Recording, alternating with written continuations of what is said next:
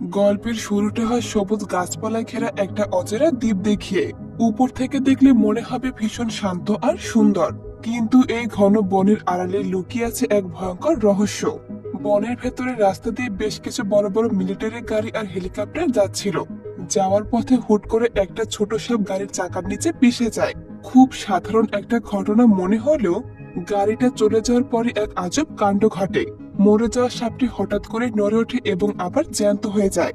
এই একটা ব্যাপারে পরিষ্কার হয়ে যায় যে এই দ্বীপে অদ্ভুত কিছু একটা চলছে। আসলে নীল নামের এক ব্যক্তি এই দ্বীপের মালিক ছিল। সে তার দুজন অ্যাসিস্ট্যান্টকে সাথে নিয়ে খুব কড়া সিকিউরিটির একটা হাইটেক রিসার্চ সেন্টারে যাচ্ছিল। একসময় তারা বিশাল সেই ল্যাবে গিয়ে পৌঁছায়। সেখানে বিজ্ঞানীরা সাপের উপরে খুব বিপজ্জনক জেনেটিক এক্সপেরিমেন্ট চালাচ্ছিল। ল্যাবের ভেতরের পরিবেশ তখন আতঙ্কে থমথম করছে। নীলের অ্যাসিস্ট্যান্ট খুব ভয় পেয়ে তাকে বলে তাদের সর্বশেষ পরীক্ষাটা ফেল হয়েছে। তাই নীলকে সাবধান করে বলে, আমাদের এই বেআইনি কাজ এখনই বন্ধ করা দরকার। এভাবে চললে বাইরের দুনিয়া সব জেনে যাবে আর পুরো প্রজেক্টটাই লস হবে। হাতে সময়ও খুব কম। কিন্তু ল্যাবের মেইন সায়েন্টিস্ট ডাক্তার কেউ নিজের জেদে অনড় থাকে। সে এতটাই জেদি হয়ে উঠেছিল যে কোনো বিপদের তোয়াক্কাই করছিল না। তার একটাই কথা, এখান থেকে পিছু হটলে কোটি কোটি টাকার ক্ষতি হবে। তাই যে কোনো উপায়ে এই এক্সপেরিমেন্ট চালাতেই হবে। এদিকে ল্যাবের বাইরে যা ঘটছিল তা কোনো ভয়ঙ্কর স্বপ্নের চেয়ে কম নয়। সেখানে বিজ্ঞানীরা বড় বড় গাড়ি থেকে বক্স নামিয়ে হাজার হাজার জেনেটিক্যাল মডিফাইড ছোট ছোট সব গর্তে ঢালছিল, যা দেখলে যে কারো চোখে কপালে উঠে যাবে। ঠিক তখনই নীল গিয়ে তারা একটা বিশাল কাচের চেম্বারের সামনে। সেই খাঁচার ভেতরে আটকে রাখা হয়েছে তাদের ল্যাবের সবচেয়ে বড় আর ভয়ঙ্কর সৃষ্টিকে, একটা রাক্ষসের দানব সাপ।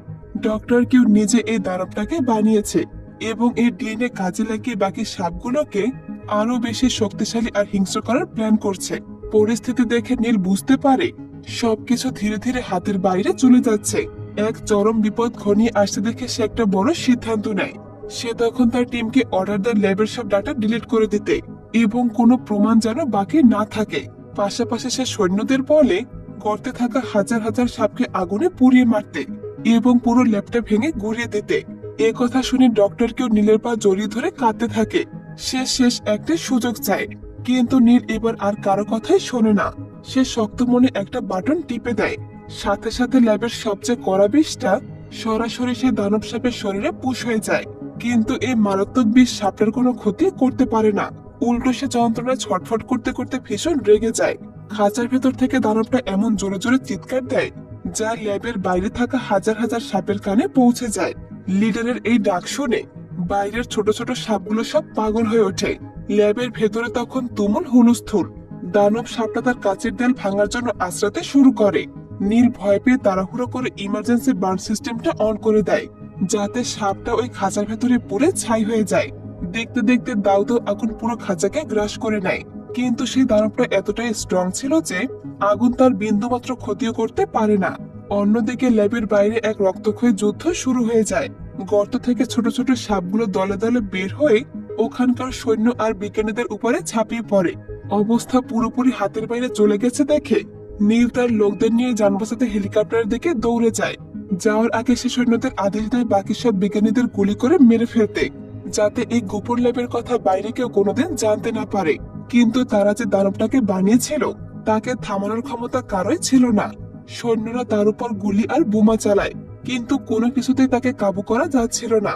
শেষমেশ সব বাধা ভেঙে কাচের খাঁচা গুড়িয়ে দানব সাপটা বাইরে চলে আসে। সে এতটাই বিশাল ছিল যে আস্ত মানুষকে সে এক নিমেষে গিলে খেয়ে নিচ্ছিল। ল্যাব জুড়ে যখন এই তাণ্ডব চলছে, নীল তখন আরামে নিজের হেলিকপ্টারে গিয়ে বসে পড়ে। উড়ে যাওয়ার আগে সে তার লোককে বলে এখানে সব ঝামেলা মিটিয়ে তবে যেন তারা ফেরে। এই বলে সে নিজের জীবন বাঁচিয়ে আকাশপথে চলে যায়। এদিকে অসহায় অ্যাসিস্ট্যান্ট বাকি সৈন্যদের নিয়ে ল্যাবের দিকে পালানোর চেষ্টা করে, কিন্তু সাপের বিশাল বাহিনী চারদিক থেকে রাস্তা আটকে দেয়। ঠিক তখনই একটা অবিশ্বাস্য ঘটনা ঘটে। বনের ভেতর থেকে লাফ দিয়ে সে দানব সাপটা বাতাসে উঠে থাকা হেলিকপ্টারকে মাঝ আকাশে পেঁচিয়ে ধরে এবং মাটিতে আছড়ে ফেলে। এদিকে অ্যাসিস্ট্যান্টরা বুঝে গিয়েছিল এই সামান্য কয়েকজন সৈন্য আর অস্ত্র নিয়ে এই দানবের সাথে লড়াই করা অসম্ভব। তাই কোনো উপায় না পেয়ে জীবন বাঁচাতে তারা ঘন বনের দিকে পালাতে শুরু করে। এর মধ্যে একজন সৈন্য একটা মিলিটারি গাড়ি নিয়ে ওখান থেকে পালানোর চেষ্টা করে, কিন্তু দানব সাপটা ছিল নাছোড়বান্দা। সে গাড়ির পিছু নেয়। প্রাণ ভয়ে খুব জোরে গাড়ি চালাতে গিয়ে ব্যালেন্স হারিয়ে বিশাল মিলিটারি ট্রাকটা পাহাড়ের খাদে গিয়ে পড়ে যায় এবং ওখানেই ওটাতে আগুন ধরে যায়। এদিকে নীলের সে অ্যাসিস্ট্যান্ট নিজেদের জীবন বাঁচাতে ঘন বনের মধ্যে অন্ধের মতো দৌড়াচ্ছিল। তাদেরকে অনেকগুলো ছোট ছোট সাপ ঘিরে ধরেছে। তারা সাপগুলোকে মেরে কোনোভাবে সামনের দিকে এগিয়ে যায়, কিন্তু ভাগ্য তাদের সাথে ছিল না। দেখা যায় সে দানবটা আবারও তাদেরকে তাড়া করেছে। সাপটা আচমকা তাদের উপরে হামলা করে এবং একজন অ্যাসিস্ট্যান্ট ছিটকে পড়ে মারাত্মক জখম হয়। তার সঙ্গী মেয়েটি নিজের জীবনের তোয়াক্কা না করে তাকে বাঁচাতে এক দুঃসাহসিক কাজ করে বসে। সে পকেট থেকে একটা ছুরি বের করে সরাসরি সাপের গায়ে আঘাত করে। সাপটা যন্ত্রণায় চিৎকার করে মেয়েটিকে ছুঁড়ে ফেলে দেয়। রক্তাক্ত মেয়েটি ওখানে মারা যায়। নিজের চোখের সামনে বান্ধবীর এই অবস্থা দেখে অন্যজন পুরোপুরি ভেঙে পড়ে, কিন্তু শোক করার মতো এক সেকেন্ড সময়ও সে পায় না। সাপটা চোখের পলকে ঘুরে তাকেও নির্মমভাবে পিষে মেরে ফেলে। অন্যদিকে দুইজন সৈন্য নদীর দিকে ছুটে যায়। তারা একটা নৌকায় চড়ে নদীতে নেমে পড়ে এবং ভাবে এবার হয়তো বেঁচে গেল, কিন্তু তাদের এই শান্তি বেশিক্ষণ টেকে না। দানব সাপটা পানির মধ্যেও তাদের পিছু নেয় এবং নৌকাটা উল্টে দিয়ে তাদেরকে জ্যান্ত গিলে ফেলে।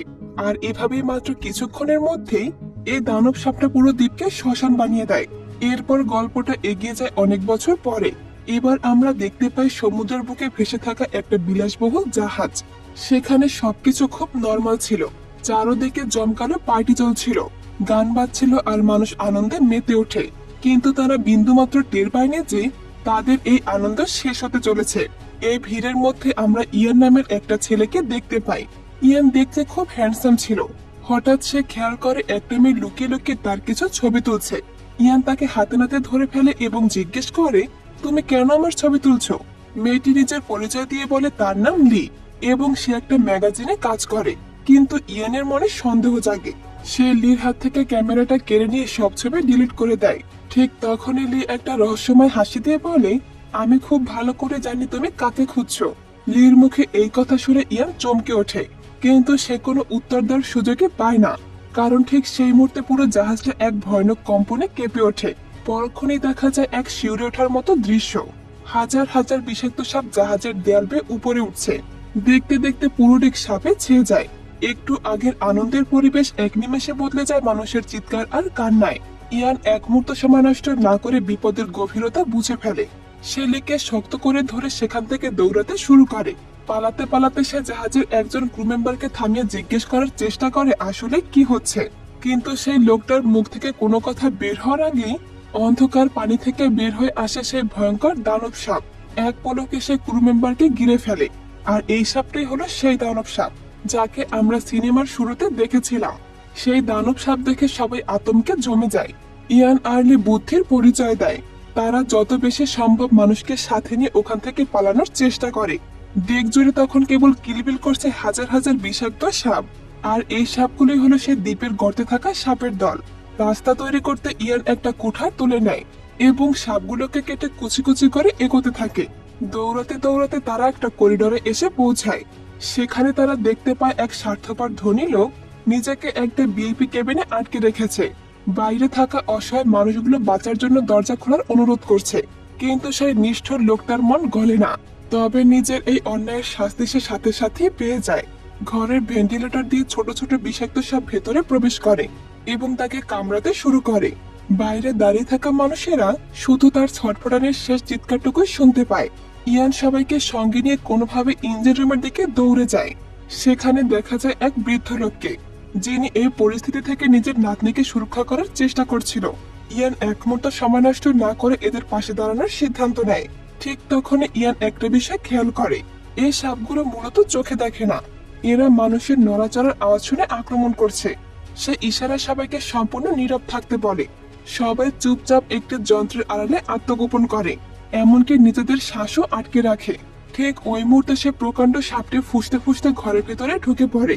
সে সবার খুব কাছে এসে বাতাসে কারো অস্তিত্ব খোঁজার চেষ্টা করে।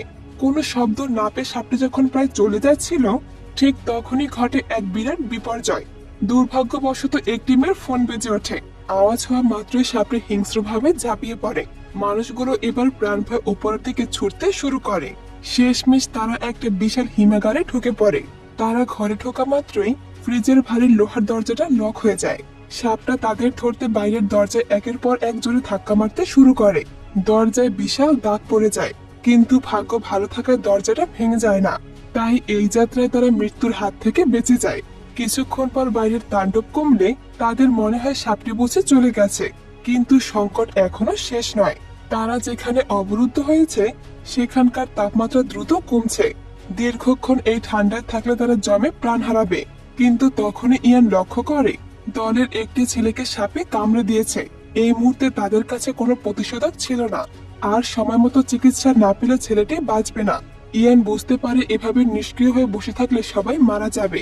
সে নিজের জীবন বিপন্ন করে এক ভয়ানক পরিকল্পনা করে। তার উদ্দেশ্য ছিল সে বাইরে গিয়ে সাপের মনোযোগ অন্যদিকে সরাবে, যাতে বাকিরা পালানোর পথ পায়। কিন্তু তার বন্ধু জো তাকে আটকে দেয়। তারা কিছু বুঝে ওঠার আগেই সে সাপে কাটা ছেলেটা আচমকা ফ্রিজের দরজা খুলে বাইরে দৌড়াতে শুরু করে। তার পায়ের শব্দ শুনে বড় সাপটা তার পেছনে দৌড়ে যায়। ছেলেটি আসলে জানতো সে বিষের কারণে এমনিতেই মারা যাবে, তাই নিজের জীবন দিয়ে বাকিদের বেঁচে ফেরার পথ করে দেয়। এই সুযোগে ফ্রিজের ঘর থেকে সবাই বের হয়ে আসে। সাপটাকে নিজের পেছনে তাড়া করিয়ে সে বুদ্ধির সাথে আবারও সে ফ্রিজের ভেতরে ঢুকে পড়ে এবং বাইরে থেকে দরজাটা বন্ধ করে দেয়। নিজের চোখের সামনে ছেলেটার এই মরণপণ চেষ্টা ইয়ানকে ভেতরে ভেতরে ভেঙে দিয়েছিল। একই সাথে তার মনে চরম রাগের জন্ম নেয়। বাকিদের নিয়ে তারা কোনো মতে জাহাজের মেইন রুমে পৌঁছায়। সেখানে গিয়ে দেখে আরো খারাপ অবস্থা। চালক ইতিমধ্যেই মারা গেছেন এবং জাহাজটি মাঝ সমুদ্রে থেমে গেছে। তখন লি বলে সে জাহাজ চালাতে পারে, কিন্তু সে যখনই ইঞ্জিন চালু করার চেষ্টা করে তখন আস্ত জাহাজটা এক মস্ত বড় ঝাঁকুনিতে কেঁপে ওঠে। বাইরের অবস্থা দেখে সবাই খুব ভয় পেয়ে যায়। সমুদ্রের পানির নিচ থেকে বের হয়ে আসে সে আগের দানব সাপটা। সে সাইজে এতটাই বড় হয়ে গেছে যে পুরো জাহাজটাকে নিজের শরীর দিয়ে পেঁচিয়ে ধরেছে। সে তার বিশাল মুখ দিয়ে জাহাজের ডেকের উপর বারবার আঘাত করতে শুরু করে। এই তাণ্ডব থামাতে ইয়ান আর জো বাইরে ছুটে যায়, কিন্তু সেই মনস্টার আকার আর শক্তি দেখে ইয়ান বুঝতে পারে এই জাহাজকে আর রক্ষা করা সম্ভব না। সে জোকে বলে সবাইকে লাইফ বোটে তুলে নিতে। বাকিরা যখন লাইফ বোটে উঠছিল ইয়ান তখন নিজের জীবনের শেষ ঝুঁকি নিয়ে জাহাজের পেছনের দিকে চলে যায়।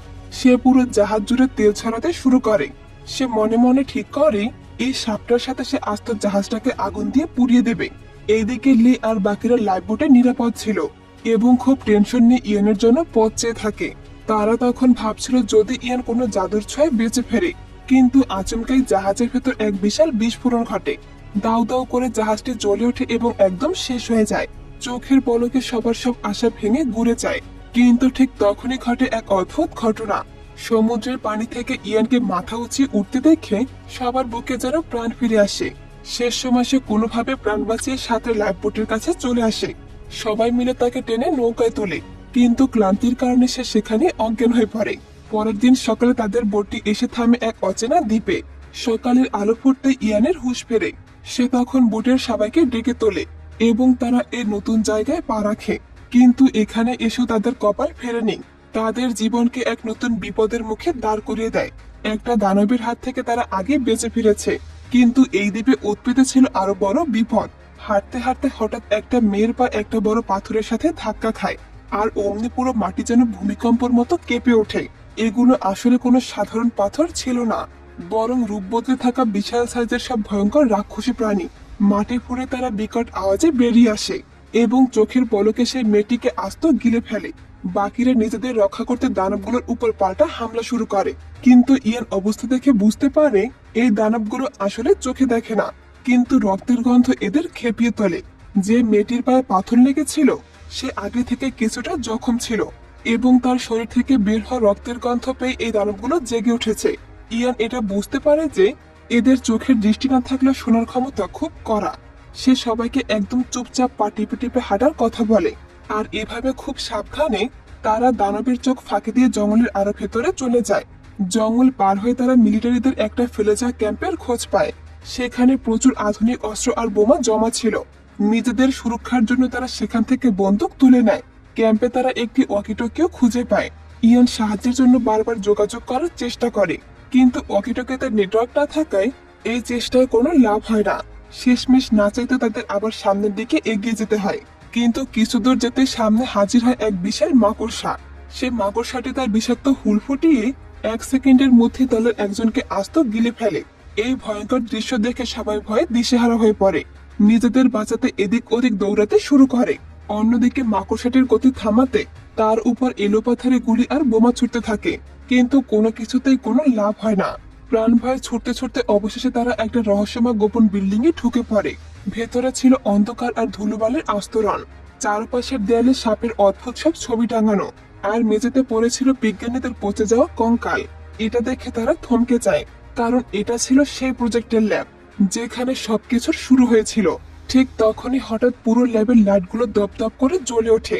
ইয়ান তখন অবাক হয়ে যায়, কারণ এই ল্যাবের মেন সুইচ কোথায় তা তাদের কারণে জানা ছিল না। ইয়ানের মনে তখন সন্দেহ দানা বাঁধে, নিশ্চয়ই এদের মধ্যে এমন কেউ একজন লুকিয়ে আছে যে তাদের নিয়ে এই ভয়ঙ্কর খেলা খেলছে। সে সবাইকে সন্দেহের চোখে দেখতে শুরু করে। এরপর ক্লান্ত শরীরে সবাই তখন কিছুটা জিরিয়ে নেওয়ার জন্য ঘুমিয়ে পড়ে, কিন্তু তখনও একজন মানুষ জেগেছিল। সে অন্ধকারের সুযোগ নিয়ে ল্যাবের ভেতর কিছু একটা হন্যে হয়ে খুঁজছে। সে দেয়ালের একটা বড় পোস্টার সরাতেই লুকিয়ে রাখা একটা গোপন ডায়েরি পেয়ে যায়। আর ঠিক সেই মুহূর্তে গল্পের সবচেয়ে বড় মোড়টা সামনে আসে। এই লোকটি আর কেউ নয়, সে নিজেই ডক্টর কিউ। সে আসলে মরেনি, এতদিন ধরে মরার নাটক করে এসেছিল, আর সে দামি জাহাজটি ছিল তারই। এবং এতক্ষণ পর্যন্ত যা কিছু হয়েছে সে সবকিছুর পেছনে সে নিজেই ছিল। জাহাজের স্টাফ আর চালককে সে নিজে শেষ করেছে, যাতে জাহাজটি এই দ্বীপের কাছে এসে ভেঙে পড়ে। তখন আমরা জানতে পারি ডক্টর কেউ আসলে এই দানব সাপটাকে মারতে চায়নি, বরং ওটাকে নিজের কবজায় আনতে চেয়েছিল, কারণ সাপটি তারই তৈরি। ধীরে ধীরে চারপাশ পাল্টে যায়। ইয়ান ল্যাবের ভেতর হাঁটতে হাঁটতে একটা মস্ত বড় সুড়ঙ্গের মতো জায়গায় চলে আসে। সেখানে হাজির হয় সে ভয়ঙ্কর প্রকাণ্ড সাপটা, যেটা জাহাজের আগুন থেকেও বেঁচে গেছে। সাপটা বেশ ভালো করে বুঝেছিল যে এই ইয়ানি তাকে মারার চেষ্টা করেছিল। পুরনো রাগের জেরে সাপটা ইয়ানের উপরে হামলা করে। ইয়ানকে রক্ষা করতে তার বন্ধু জো এক অদ্ভুত কাজ করে ফেলে। সে নিজের প্রাণের মায়া ছেড়ে সাপ আর ইয়ানের মাঝখানে এসে দাঁড়িয়ে পড়ে, যার ফলে ইয়ান ওখান থেকে সরে যাওয়ার সুযোগ পায়। ধাক্কা লেগে ইয়ান যখন সুড়ঙ্গের বাইরে গিয়ে পড়ে, তখনই ল্যাবের স্বয়ংক্রিয় ভারী লোহার গেটটা আচমকা বন্ধ হয়ে যায়। জো সেই রাক্ষসী মনস্টারের সাথে ভেতরে বন্দী হয়ে পড়ে। নিজের বন্ধুকে উদ্ধার করতে না পেরে ইয়ান কান্নায় ভেঙে পড়ে। তার মনে হচ্ছিল জো হয়তো আর বেঁচে নেই। এই মস্ত বড় শোকের মধ্যে লি সেখানে এসে হাজির হয়। সে ইয়ানকে শক্ত করে ধরে আর বোঝাতে শুরু করে। ঠিক ওই মুহূর্তে ঘটে এক অদ্ভুত কাণ্ড। তাদের হাতের সেই ওকিটোকিটি সচল হয়ে যায়, আর উপাস থেকে কথা শোনা যায়। শেষমেশ তারা যে সাহায্যকারী দলের সাথে যোগাযোগ করার চেষ্টা করেছিল তাদের তরফ থেকে সাড়া আসে। ওকিটোকিতে বলা হয় পরদিন সকালে তাদেরকে ফিরিয়ে নিতে একটা টিম ওই দ্বীপে এসে নামবে।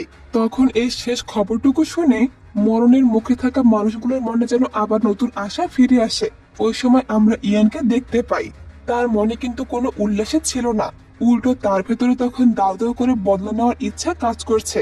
সে চড়া গলা সবাইকে সাউ জানিয়ে দেয়, যতক্ষণ না ওই জানোয়ারকে খতম করা হচ্ছে আমরা এই দ্বীপ ছেড়ে এক পাও নড়ছি না। জো আর বাকি সবার মৃত্যুর শোধ তাকে নিতেই হবে। ইয়ান জলদি একটা দারুণ বুদ্ধি খাটায় এবং সেই মতো সাপটাকে বাগে আনার জন্য সবার মধ্যে কাজ ভাগ করে দেয়। কিন্তু ঠিক তখনই ডক্টর কিউ তার আসল শয়তানি রূপটা বের করে আনে। প্ল্যান কাটানো মুহূর্তে ইয়ানকে একা পেয়ে সে পেছন থেকে হুট করে ছুরি দিয়ে তার উপরে হামলা করে। ডক্টর কিউ চেয়েছিল যে কোনো উপায়ে তার নিজের হাতে বানানো সে বড় সাপটাকে রক্ষা করতে, কিন্তু ইয়ানও ছেড়ে দেওয়ার পাত্র নয়। সে একজন ওস্তাদ লড়াকুর মতো ডক্টর কিউর উপরে পাল্টামার শুরু করে এবং তাকে বেশ ভালো মতোই জখম করে দেয়। রক্তাক্ত অবস্থায় জখম হয়েও ডক্টর কিউ পাগলের মতো হাসতে থাকে। সে চিৎকার করে বলতে থাকে তাদের এই দ্বীপে আসা থেকে শুরু করে সবকিছু ছিল তার চাল। সে এই দানব সাপের জন্ম দিয়েছে, সেই তার সবকিছু। কিন্তু ঠিক তখনই ল্যাবের স্বয়ংক্রিয় গেটগুলো খুলে যায় এবং সেই মস্ত বড় সাপটি সামনে এসে হাজির হয়। ডক্টর কিউর দিমাগ ছিল সে এই সাপটাকে বানিয়েছে, তাই সে তাকে নিজের ইশারায় চালাতে পারবে। সে বুক ফুলিয়ে সাপটার দিকে এগিয়ে যায়। এক সেকেন্ডের জন্য মনে হচ্ছিল সাপটা বুঝি তার সামনেই থমকে দাঁড়িয়ে গেছে, কিন্তু পর মুহূর্তেই ডক্টর কিউর দিমাগ ধুলোয় মিশে যায়। সাপটি এক কামড়ে তার নিজের মালিক ডক্টর কিউকে আস্ত গিলে ফেলে। যে জানোয়ারকে সে নিজেই বানিয়েছিল শেষমেশ তাকে তার তৈরি করা জিনিসের শিকার হতে হলো। এবার পালা ছিল ইয়ানের। মরণের মুখে দাঁড়িয়ে সে এক মস্ত বড় ঝুঁকিপূর্ণ খেলা শুরু করে। সে সাপের পুরো নজর নিজের দিকে টেনে নেয় এবং তাকে পেছনে তাড়া করে নিয়ে যায় এক উঁচু পাহাড়ের মাথায়। সেই পাহাড়ের ঠিক নিচে গভীর খাদে ঘুমিয়েছিল সেই রক্তখেকো পাথরের রাক্ষসগুলো। পাহাড়ের একদম উঁচুতে পৌঁছে ইয়ান হঠাৎ থেমে যায় এবং আগে থেকে আনা একটা রক্তের বোতল নিচের খাদের ভেতরে ছুঁড়ে মারে। রক্তের সে কড়া গন্ধ পাওয়া মাত্রই নিচের শত শত অন্ধ রাক্ষস পাগল হয়ে ওঠে। এদিকে সাপটা ইয়ানকে শেষবারের মতো মুখে পুরে নেওয়ার জন্য যখনই তেড়ে আসে, ইয়ান ঠিক তখনই সরে যায় এবং সাপটাকে সজোরে নিজের গভীর খাদের মধ্যে ফেলে দেয়। নিচে পড়তে না পড়তেই সেই পাথরের দানবগুলো এই বিশাল সাপের উপরে ঝাঁপিয়ে পড়ে। শুরু হয় এই দুই ভয়ঙ্কর প্রাণীর দলের মধ্যে এক রক্তক্ষয়ী মরণ যুদ্ধ। হাজার হাজার অন্ধ রাক্ষস সাপটাকে চারপাশ থেকে কামড়াতে শুরু করে। যন্ত্রণায় ছটফট করতে করতে বিষাক্ত সাপটি বিকট চিৎকার জুড়ে প্রাণ বাঁচানোর শেষ চেষ্টা চালায়, কিন্তু ওই হিংস্র বাহিনীর একজোট আক্রমণের মুখে শেষমেশ তাকে হার মানতেই হয়। আর এভাবে সে অভিশপ্ত দ্বীপের ত্রাস ভয়ঙ্কর দানব সাপটার খেল খতম হয়। পরদিন সকালে আকাশ পরিষ্কার হয়, নতুন সূর্য ওঠে। সোনালী রোদের আলোয় দেখা যায় ইয়ানকে। সে, লি আর বেঁচে যাওয়া মানুষগুলো সাগরের পাড়ে দাঁড়িয়ে আছে। আর একটু দূরেই দেখা যায় একটা উদ্ধারকারী জাহাজ। জাহাজটি এগিয়ে আসতে দেখে সবার মনে যেন এক নতুন জীবনের আশা জেগে ওঠে। আর এভাবেই এই দানব সাপের মুভিটি শেষ হয়ে যায়। তো বন্ধুরা, কেমন লাগলো আজকের এই মুভিটি তা কমেন্ট করে জানিয়ে যেতে ভুলো না। আর তোমরা কোন ধরনের মুভি এক্সপ্লেন দেখতে চাও তা অবশ্যই কমেন্ট করে জানিয়ে দিও। আমি চেষ্টা করব তোমাদের পছন্দের মুভিগুলো এক্সপ্লেন করার। খোদা হাফেজ।